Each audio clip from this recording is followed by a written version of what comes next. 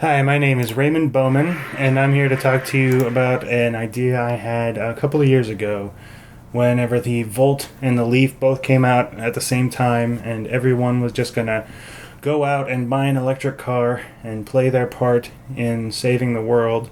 And, well, that hasn't really panned out. So, I figured that I could either sit on this until it's relevant again, or I can be the guy who, in 5 years from now, is saying that, I was talking about it before it was cool. So, I first had this idea whenever I was thinking about the way that rest stops and roadside architecture have been really trending towards the more convenient.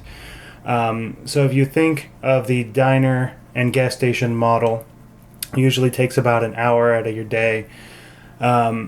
We can all sort of see where that ended up.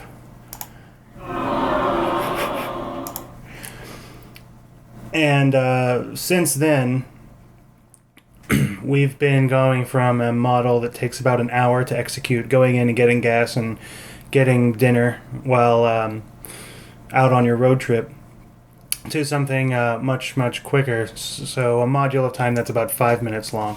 So pretty much everything that you can do in 5 minutes. You can fill up your tank, go in, get a cheeseburger, and use the bathroom. So I think if we could make that shorter, we could. The perfect rest stop is probably something like a shimmering mirage that you just drive through, and on the other side, your gas tank is full, your bladder is empty, and you have a cheeseburger in your mouth. So that might be the future, but what we have now is batteries that are too big and unwieldy to change and take too long to charge. So if we go back to the satellite and take a look at the areas of function, you can see the area on the right in green is all of the space that you need to fill up your cars. If that took 6 times as long, then you would need more of the area in blue where the parking lot is to be able to charge your cars and have the space for that. So I wanted to look at a couple of things. First, I wanted to see what a modern diner might kind of look like. But this presentation is really going to focus more on the charging stations instead, because I think it's a little bit more realistic to talk about something that uses existing infrastructure. So you can kind of see things I've been sketching out. This is very much a work in progress. So you see the sketches up at the top and where I am now down at the bottom. And I'm really working at the scale of a parking space instead of the entire parking lot. So you can see what I'm trying to show in this diagram is that instead of taking over that entire parking lot all at once, you just take over one space at a time. So as the guy who has an electric car ends up getting friends, they can all come to the rest stop and park next to each other. And so this is a green object, and as such, it has solar panels. That's just a rule. Everything green has to have a solar panel.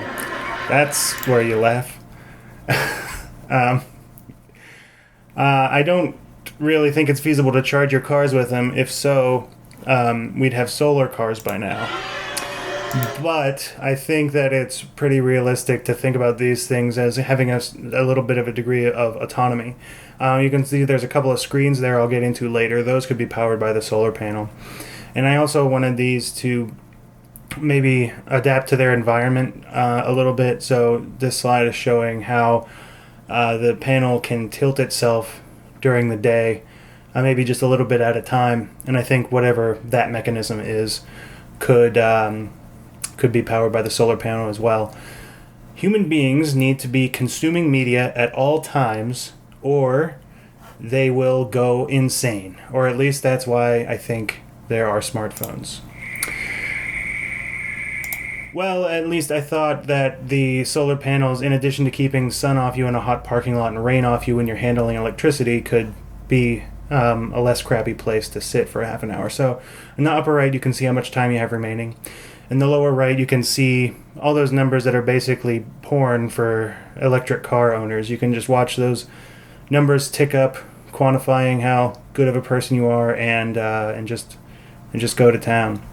Bottom left, you got advertising, because if you try to sell something to a developer that doesn't have space for signage and advertising, you'll get punched in the mouth. And in the upper left, we've got some place for social media, because much like green things need solar panels, tech things need social media. So you can see that these things aren't perfect yet. When you put them back to back like that, there's some interference issues with the solar panels, and the area where you would pay starts to get a little bit crowded.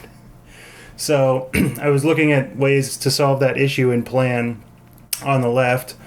And on the right, you can see that I was experimenting with these things, achieving the same thing, but looking a little bit different, and having a couple of different options for the form of this thing. So that way, whenever you have a situation like this, as they start to move across the parking lot and become a part of the landscape, it becomes less monotonous. You can see these things look more like they're just marching across the parking lot, where I think if there was a few different forms, it would look more like they were growing across the parking lot. So that's all I got. I talk about this from time to time on my blog, so you can take a picture of that thing on the left. It's probably not that vulgar. And I hope you'll stay tuned and see what I have coming up. Thanks.